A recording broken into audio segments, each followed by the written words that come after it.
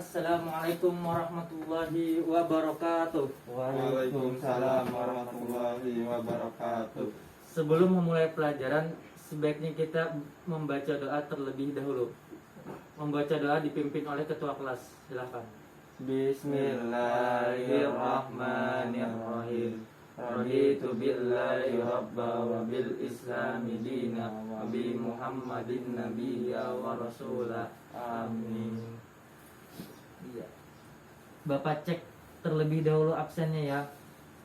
Kelihatannya di sini hadir semua. Bentar. Oke. Sebelum kita memasuki pelajaran, kita terlebih dahulu yel-yel agar kalian semua semangat dan tidak mengantuk. Bapak praktekkan terlebih dahulu. Tepuk semangat. Semangat. Oke, paham? Paham. Ya, mulai. Tepuk semangat. Semangat.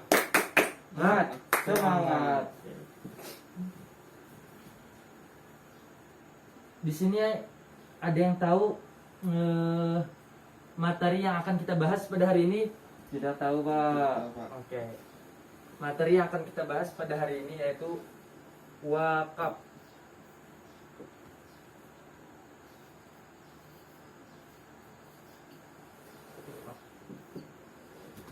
Wakaf. Wakaf secara istilah, wakaf secara bahasa yaitu berasal dari kata bahasa Arab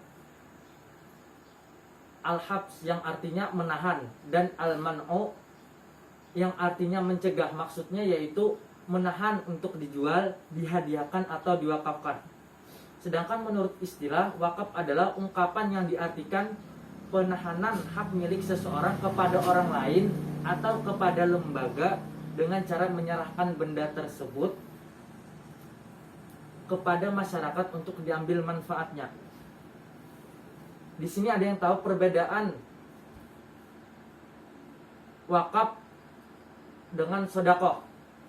Tidak tahu, Pak. Oke. Bapak juga tidak tahu ya. Ya. Materi yang akan kita bahas pada hari ini yaitu hukum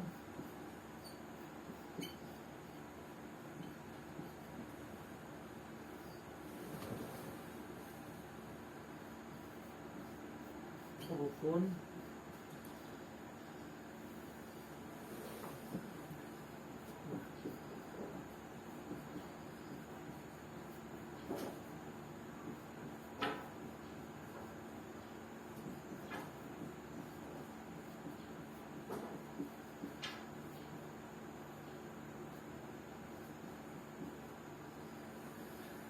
materi yang akan kita bahas pada hari ini yaitu hukum, rukun, hikmah, dan keutamaan wakaf. Hukum dari wakaf adalah sunnah.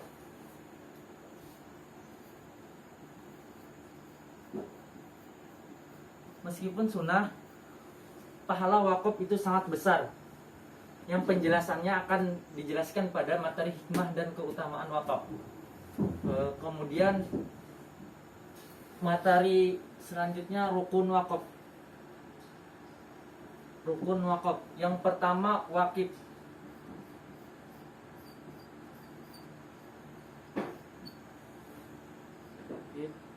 Yang kedua mauquf.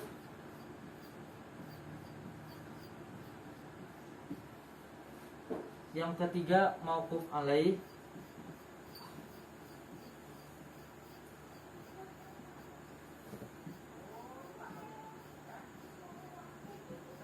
Yang terakhir ikrar.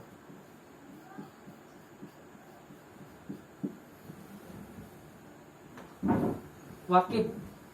Arti dari wakif yang di sini artinya orang yang berwakaf. Mauquf yaitu harta yang akan diwakafkan. Kemudian mauquf alaih yaitu orang yang menerima wakaf. Yang terakhir ikrar atau sigad. Syarat untuk wakif Yang pertama merdeka. Maksudnya merdeka di sini yaitu orang tersebut bebas mewakafkan kepada siapapun harta tersebut. Kemudian syarat selanjutnya yaitu orang yang berwakaf itu harus berakal. Jadi tidak wajib orang gila berwakaf. Kemudian yang ketiga syarat wakif balik. Jadi orang yang berwakaf itu harus balik. Tidak wajib tidak sah, maksudnya itu tidak sah kekanakan atau anak-anak itu berwakaf. Kemudian yang terakhir bertindak secara hukum.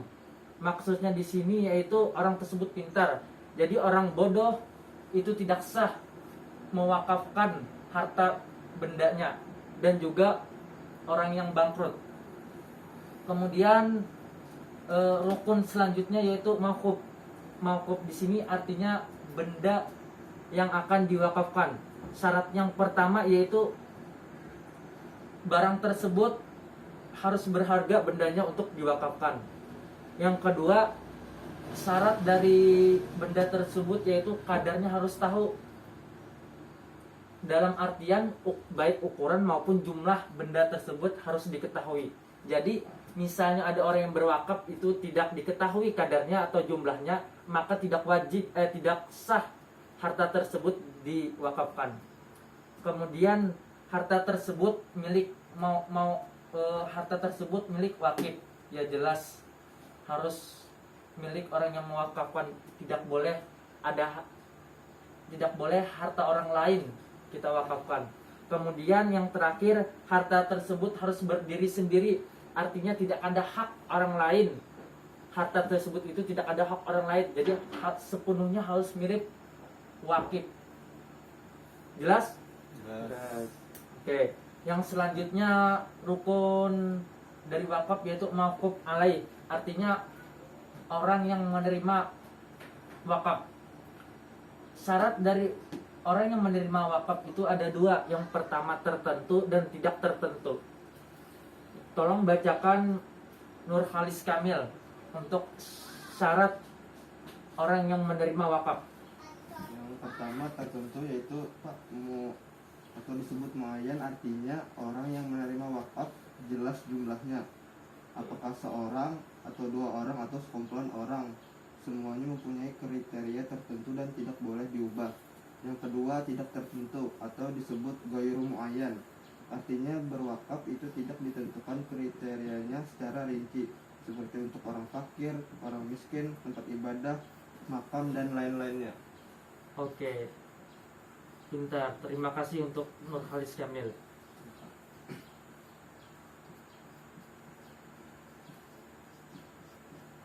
Nah, orang yang menerima wakaf itu syaratnya itu tertentu. Jadi kita tuh harus mengetahui orang tersebut berapa yang akan menerima wakaf. 1 orang, 2 orang, ataupun lebih. Jadi kita harus tahu berapa orang. Kemudian syarat kedua untuk orang yang menerima wakaf yaitu tidak tertentu. Maksudnya di sini tidak tertentu, kita tuh misalnya memberi wakaf kepada orang itu harus orang miskin saja atau di masjid saja. Nah, itu tidak boleh. Harus benda tersebut dimanfaatkan untuk secara umum. Oke. Kemudian rukun dari wakaf yang terakhir atau yang keempat yaitu ikrar. Tolong bacakan syarat dari ikrar M. Nasrul Fahma. Yang pertama, ucapan ikrar.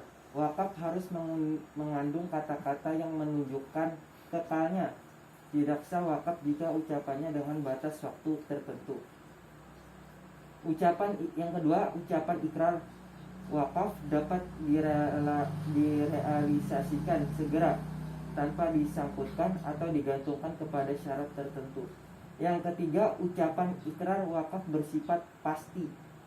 Yang terakhir, ucapan ikrar wakaf tidak diikuti oleh syarat yang membatalkan. Oke, terima kasih untuk M. Nasrul Fahma. Di sini saya akan menjelaskan salah satu dari syarat ikrar.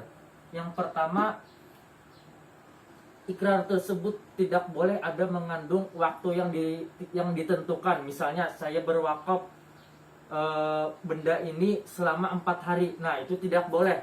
Jadi ketika kita mewakafkan harta kita, maka harta tersebut dimanfaatkan sampai benda tersebut hancur.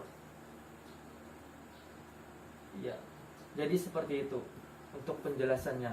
Kemudian yang materi yang terakhir pada hari ini yaitu hikmah dan keutamaan dari wakaf. Salah satu hikmah dan keutamaan wakaf yaitu orang yang berwakaf akan dicatat dan dihitung sebagai amal jariah.